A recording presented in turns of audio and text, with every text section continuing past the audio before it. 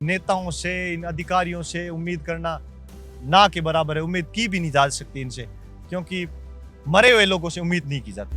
लालजी शर्मा ने शुरू से भी अच्छा काम किया इन फर्जीवाड़े के खिलाफ लड़ाई, लेकिन हमें निदेशालय की कार्यप्रणाली पर विश्वास नहीं है। अब वो नेताजी बच्चों वाली हरकतें करने लगे आजकल। मेरे गांव के छोटे टाबर होते हैं ना, 2-4 साल के, वही आजकल उनसे ज्यादा परिपक्व है। वो नेताजी फोन करके सीधी धमकियां देना, पारिवारिक धमकियां देना, जाति सूचक गालियां देना, आजकल वो करने लगे। 18 तारीख को पिछली को धरना दिया गया था। उस 18 तारीख के धरने के अंदर एक कोई वक्ता थे, वो वक्ता साहब बोल रहे थे कि स्थायीकरण होना चाहिए। अब उन मेरे को कुछ मैंने अपने शोध लगाए या स्रोत से मालूम किया, तो स्रोत से यही मालूम चला कि उनके परिवार में 2-4 फर्जी डिग्री आई है, जो अभी वर्तमान में नौकरी कर रहे हैं। पीटीआई भर्ती 2022 को लेकर लगातार युवा संघर्ष कर रहे हैं, क्योंकि इस भर्ती में 1800 से अधिक ऐसे अभ्यर्थी पाए गए जिनके पास फर्जी डिग्रियां थी। उत्तर प्रदेश की जैस यूनिवर्सिटी का भी मामला आया, एसओजी के पास भी मामला पहुंचा।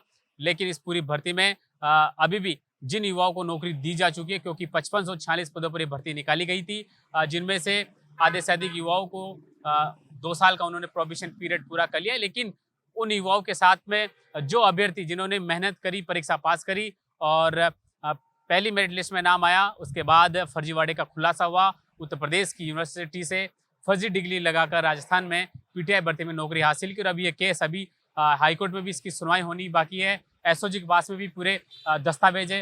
अभी मेरे साथ मौजूद है पीटीआई भर्ती के पीड़ित अभ्यर्थी मैं कह सकता हूं, क्योंकि अभी भी न्याय की मांग लगातार सरकार से कर रहे हैं। कैसे देख रहे हैं? 2022 का मामला है और 3.5 साल का समय बीत गया। 3.5 साल का समय बीत गया। इसके अंदर हम शुरू से संघर्ष कर रहे हैं। इसके अंदर बहुत बड़ा फर्जीवाड़ा हुआ है, जिसके एक एक तथ्य हमारे द्वारा हर किसी जिम्मेदार अधिकारी को जो इससे भर्ती से ताल्लुक रखता है, सरकार में हो, चाहे निदेशालय में हो, चाहे शिक्षा संकुल हो, चाहे सचिवालय हो, हर जगह प्रोवाइड करवाए गए इसके सबूत। और हमारे द्वारा यही बोला गया, सर इसमें बहुत बड़ा फर्जीवाड़ा हुआ है, इसमें कार्रवाई करो। ये सब होने के बाद अभी पीछे वापस स्थायीकरण होने लगे। स्थायीकरण में भी इन्होंने बहुत बड़ी धांधली की है। निदेशालय ने ऐसे ऐसे लोगों का स्थायीकरण कर दिया जो मूल रूप से फर्जी थे। इनके द्वारा एक लेटर जारी किया गया था, जिसके अंदर बोला गया था कि भाई एफआईआर दर्ज है या कोई मामला पेंडिंग है, उनके भी इनके द्वारा स्थायीकरण किया गया। अजमेर जेडी में हुआ है, पाली जेडी में हुआ है, जोधपुर जेडी में हुआ है। ये सारे जो जेडी ऑफिस है, वहां पर फर्जियों का स्थायीकरण किया जा रहा है। हम तो यही मांग उठा रहे हैं कि सब ये आप गलत कर रहे हो, ये सही नहीं है। फिर वही है कि भाई हमें और आवाज तेज करनी पड़ेगी, इनके खिलाफ सड़कों पे उतरना पड़ेगा। यार जिस हिसाब से ये काम कर रहे हैं, उस हिसाब से अब लास्ट अंतिम उपाय सड़कों पे उतरना ही है। और मेरे को नहीं लग रहा है कि ये मारवाड़ी में बोलते ताबे कूदे हुए नहीं अभी हिसाबों में। इस भर्ती में फर्जीवाड़ा हुआ है, ऐसा एसओजी ने माना है और अभी भी एसओजी की जांच जारी है। कैसे देख रहे हैं? क्योंकि आप ही के दूसरे साथी स्थायीकरण की मांग को लेकर लगातार शिक्षा संकुल के बाद प्रदर्शन कर रहे हैं।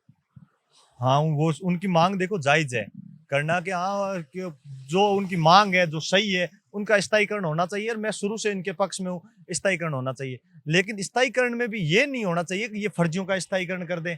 जो फर्जी है उनका स्थायीकरण किया जा रहा है, वो भी थोड़ा इनको, अगर उनका स्थायीकरण कर रहे हैं तो वो देख के करना तो क्या चाहिए। वो शिक्षा संकुल में जो स्थायीकरण की मांग को लेकर जो प्रदर्शन कर रहे हैं, क्या उनमें से कुछ फर्जी अभ्यर्थी है? उनके द्वारा एक 18 तारीख को पिछली को धरना दिया गया था। उस 18 तारीख के धरने के अंदर एक कोई वक्ता थे, वो वक्ता साहब बोल रहे थे कि स्थायीकरण होना चाहिए। अब उन मेरे को कुछ मैंने अपने शोध लगाए या स्रोत से मालूम किया, तो स्रोत से यही मालूम चला कि उनके परिवार में 2-4 फर्जी डिग्री आई है, जो अभी वर्तमान में नौकरी कर रहे हैं। तो जो आपके वहाँ खड़े होकर नेता बन रहे हैं, जो नेतागिरी कर रहे हैं या जो वहाँ भाषण दे रहे हैं, उनके परिवार के द्वारा ये अगर फर्जी डिग्रियां लाई गई है, तो अब कैसे विश्वास करें कि भाई सही लोग उसमें हो गए। इस भर्ती को लेकर आप लोगों ने शिक्षा मंत्री मदन दिलावर से भी मुलाकात करी होगी। क्या कुछ इस पूरी भर्ती को लेकर मंत्री जी का जवाब रहा? मंत्री जी का जवाब सकारात्मक मान लो। मंत्री जी ने सबने प्रयास किए, तब ये डीवी के आदेश भी आए थे। लेकिन डीवी आदेश में थोड़ा लंबा समय हो गया था। बाकी मंत्री जी क्या नेता ही होता है, थोड़ा उनको भी जानकारी कम है। लेकिन वो भी अच्छा सकारात्मक है। लेकिन अब क्या करें, जो लोग हैं, अब जैसे एक एग्जांपल देता हूँ आपको, जो स्थायीकरण की मांग कर रहे हैं, कोई नेताजी है हमारे उधर के ही हैं, मेरे जिले से ताल्लुक रखते हैं। अब वो नेताजी बच्चों वाली हरकतें करने लगे आजकल। मेरे गांव के छोटे टाबर होते हैं ना, 2-4 साल के, वही आजकल उनसे ज्यादा परिपक्व है। वो नेताजी फोन करके सीधी धमकियां देना, पारिवारिक धमकियां देना, जाति सूचक गालियां देना, आजकल वो करने लगे कि भाई उनको पता नहीं क्या किस चीज की, या तो ज्यादा बड़े नेता बन, या मेरे को लगता है उनको कोई तनाव या तनाव तो उनके किस चीज़ का होगा, जो माँग कर रहे हैं वो पूरी हो रही है।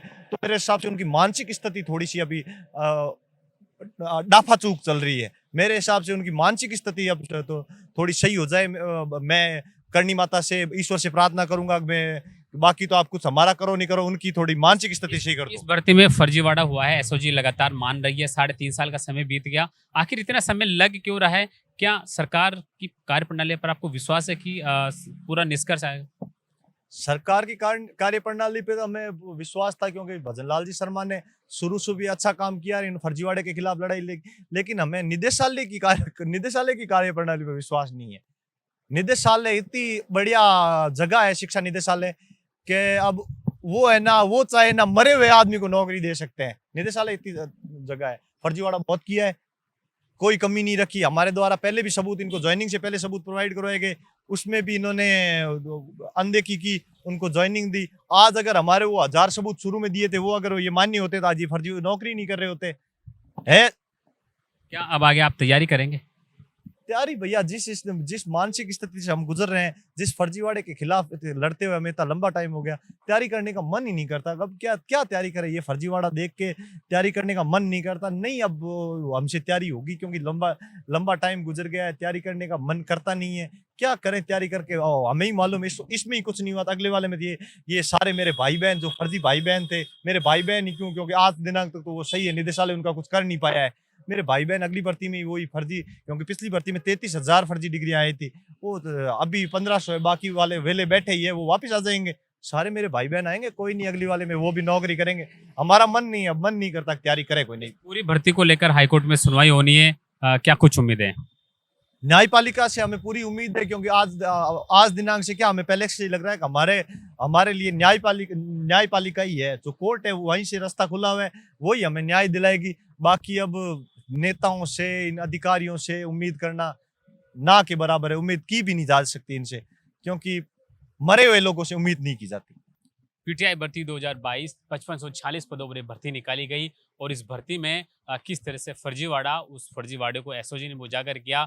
एसओजी के पास में भी सबूत है, पूरे दस्तावेज है। एसओजी ने माना है कि इस पूरी भर्ती में करीब 1800 से अधिक ऐसे अभ्यर्थी है जिन्होंने फर्जी प्रमाण पत्र और फर्जी डिग्रियां लगाकर नौकरी हासिल करी है, जिसमें उत्तर प्रदेश की जेएस यूनिवर्सिटी का भी मामला सामने आया था। उस यूनिवर्सिटी के बारे में भी लगातार अभ्यर्थी लगातार विरोध कर रहे थे। किस तरह से अभी इस पूरी भर्ती को लेकर हाईकोर्ट में सुनवाई होनी है और एसओजी ने इस पूरी भर्ती को इस पूरी भर्ती में फर्जीवाड़ा होना माना है। अब देखने वाली बात है कितना जल्दी इस पूरी भर्ती पर निष्कर्ष निकल पाता है और क्या जिन जिन लोगों ने फर्जी डिग्रियां लगाकर नौकरी हासिल करी है, क्या उन पर भी कार्रवाई होगी। कैमरामैन पर्सन सचिन यादव के साथ में राकेश रवानिया, गोल्डन हिंद, जयपुर।